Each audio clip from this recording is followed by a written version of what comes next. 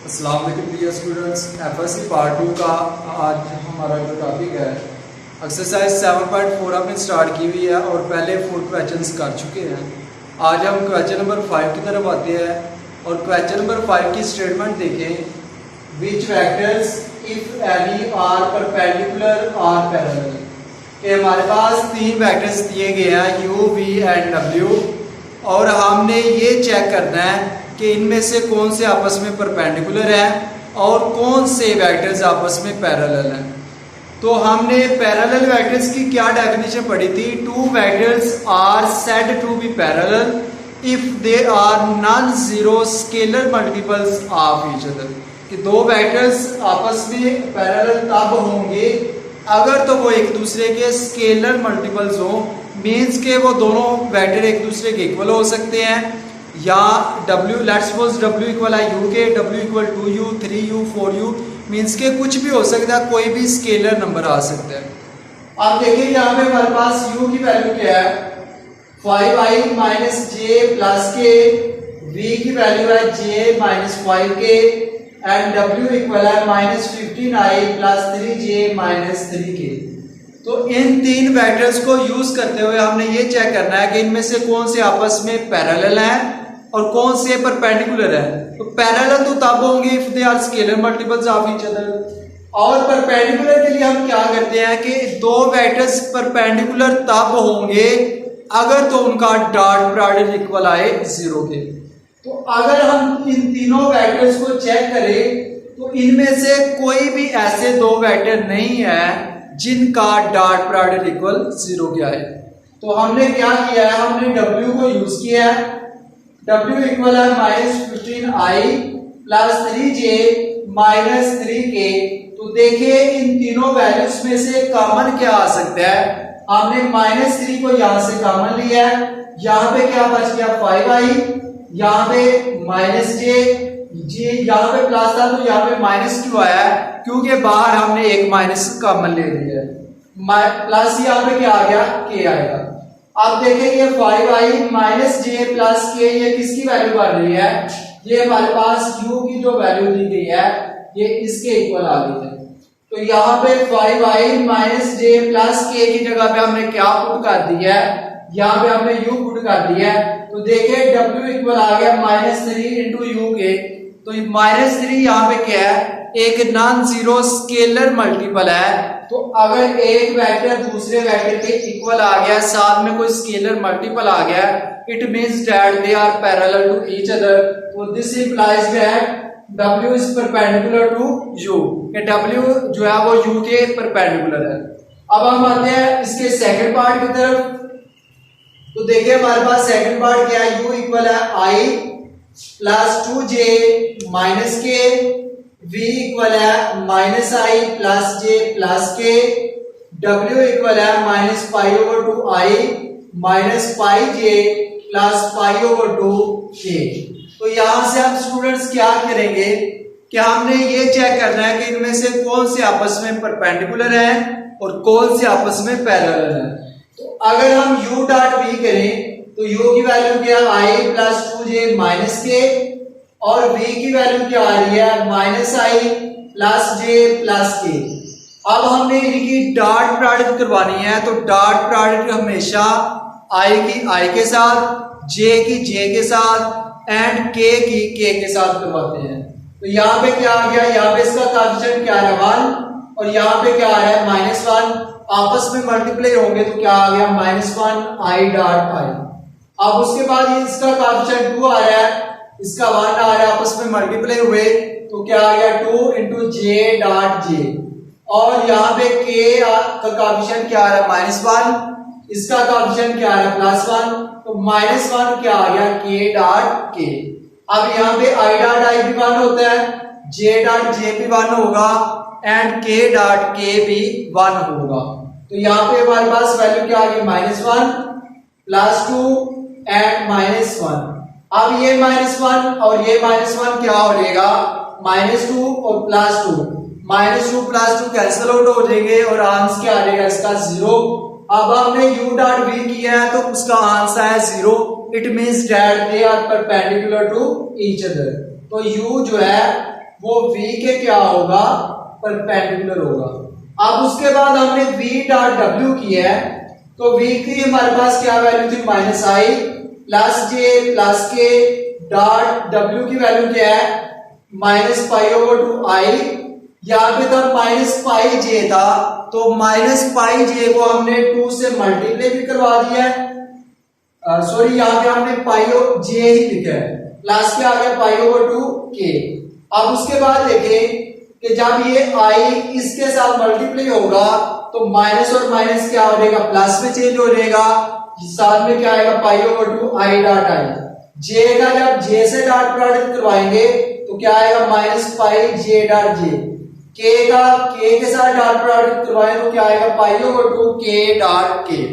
अब देखें यहाँ पे students i dot i 1, j dot j 1 and k dot k 1 होगा, तो यहाँ पे क्या आ गया, π/2 माइनस पाई प्लस π/2। अगर इसका एलसीएम लिया जाए तो एलसीएम क्या आएगा, इसका 2 आएगा, तो यहाँ पे क्या आ गया, पाई 2 इससे मल्टीप्लाई होगा तो क्या आएगा, -2 पाई और प्लस क्या आएगा, पाई। अब ये पाई और ये पाई क्या होगा, 2 पाई और -2 पाई करेंगे तो क्या आएगा, 0/2 और 0 divided by any value is equal to 0। तो यहाँ पे क्या आ गया, 0। अब हमने क्या किया कि v डॉट w किया है तो वो भी इक्वल आया 0 के, it means that v is perpendicular to w। अब उसके बाद हम w की वैल्यू को यूज करेंगे, तो w की वैल्यू क्या आ जी, -π/2i माइनस यहाँ पे वैल्यू आ रही थी हमारे पास πj, तो इसको हमने 2 से मल्टीप्लाई भी करवा दिया और 2 से डिवाइड भी करवा दिया, प्लस क्या आ गया, π/2k। अब देखिए स्टूडेंट्स यहाँ पे कि अब इन तीनों वैल्यूज में से कॉमन क्या आ सकता है, -π/2 हमने कॉमन ले लिया है, यहाँ पे क्या आ गया i, यहाँ पे क्या आ गया +2j और यहाँ पे क्या आ गया -k। अब i + 2j -k ये किसकी वैल्यू है, u की, तो यहाँ पे हमने इसकी जगह पे कौन सा वेक्टर पुट कर दिया है, u वेक्टर पुट किया है। और अगर एक वेक्टर दूसरे वेक्टर के इक्वल आ गया है, साथ में कोई स्केलर मल्टीपल है, then it means that they are parallel to each other. तो यहाँ पे w जो है वो u के क्या होगा, पैरेलल होगा। यहाँ पे भी ये पैरेलल का सिंबल यूज किया जाएगा। तो हमने ये चेक किया है कि कौन से वेक्टर आपस में परपेंडिकुलर हैं और कौन से वेक्टर आपस में पैरेलल है। अब हम आते हैं नेक्स्ट क्वेश्चन की तरफ। जी स्टूडेंट्स, नेक्स्ट देखिए हमारे पास क्वेश्चन नंबर 6 है। क्वेश्चन नंबर 6 की स्टेटमेंट क्या प्रूव्ड है, a cross b plus a plus b cross c plus a plus c cross a plus b equal हमने ये प्रूव करवाना है कि 0 के है। तो देखिए यहाँ पे हमारे पास क्या आएगा, लेफ्ट हैंड साइड को हम लेके सॉल्व आउट करेंगे और हमने राइट हैंड साइड के इक्वल प्रूव करवाना है, मींस कि हमने 0 के इक्वल इसको प्रूव करवाना है। तो क्या है, left hand side a cross b plus c plus b cross c plus a plus c cross a plus b। यहाँ पे हमारे पास क्या वैल्यूज आ जाती है, a प्लस b। अब उसके बाद हमने क्या करना है, डिस्ट्रीब्यूटिव प्रॉपर्टी हमने जो पढ़ी थी उसके अकॉर्डिंग a का b के साथ अलग से डॉट प्रोडक्ट करवाएंगे, फिर a का c के साथ अलग से डॉट प्रोडक्ट करवाएंगे, उसके बाद b का c के साथ अलग से और b का a के साथ अलग से डॉट प्रोडक्ट करवाएंगे। अब उसके बाद c का a के साथ अलग से और c का b के साथ अलग से डॉट प्रोडक्ट करवाएंगे। अब देखिए यहाँ पे स्टूडेंट्स, यहाँ पे हमारे पास क्या वैल्यू आ गई, a क्रॉस b। अब यहाँ पे आ रहा था a क्रॉस c, तो a क्रॉस c को हमने लिख लिया -c क्रॉस a। वो किस तरह से लिखा है, क्या हमने प्रॉपर्टीज में पढ़ा था कि u क्रॉस v इक्वल होता है -b क्रॉस u के। क्रॉस प्रोडक्ट की प्रॉपर्टीज में हमने ये देखा था कि u क्रॉस v इक्वल होता है -b क्रॉस u के। तो यहाँ पे a क्रॉस c की जगह पे क्या आ गया, -c क्रॉस a। अब यहाँ पे आ रही थी वैल्यू b क्रॉस c, तो यहाँ पे क्या आ गया, -c क्रॉस b। और नेक्स्ट हमारे पास आ रहा है b क्रॉस a, इसकी जगह पे क्या वैल्यू आएगी, माइनस ए क्रॉस बी, और प्लस क्या आ गया, c cross a plus c cross b. अब उसके बाद देखिए ये वैल्यू प्लस की है और ये वैल्यू माइनस की है, आपस में कैंसिल आउट। ये वैल्यू माइनस की है और ये वैल्यू प्लस की, ये कैंसिल हो जाएगी। उसके बाद ये वाली वैल्यू माइनस की और ये वैल्यू प्लस की आपस में कैंसिल आउट हो जाएगी। तो सारी वैल्यूज कैंसिल हो गई है, तो हमारे पास आंसर क्या आएगा, इसका 0 आ जाएगा, जो कि राइट हैंड साइड के इक्वल है। अब इसके बाद देखिए क्वेश्चन नंबर 7 की स्टेटमेंट क्या है, if a plus b plus c equal 0 then prove that a cross b equal b cross c equal आएगा c क्रॉस a के, ये हमने प्रूफ करवाना है।